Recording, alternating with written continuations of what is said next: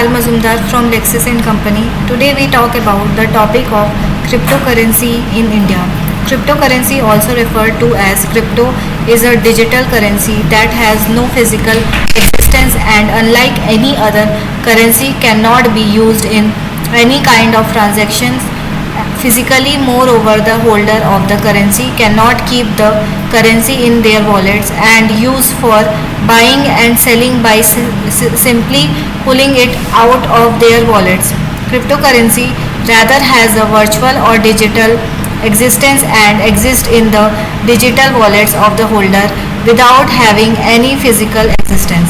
Cryptocurrency has no intrinsic value and hence is irremediable.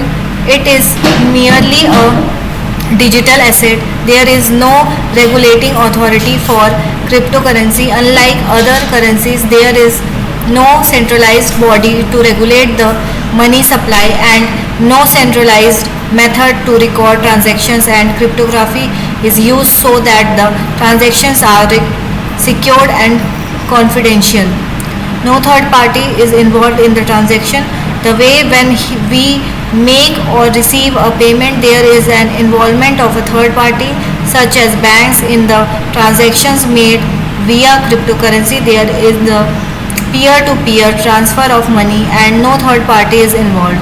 The technology enabling the existence of cryptocurrency is blockchain, and using the blockchain technology there is no central authority issuing the currency and decriminalized things. Thank you so much. If any of the topic regarding this, if you guys have doubt, then please let me know in the comments.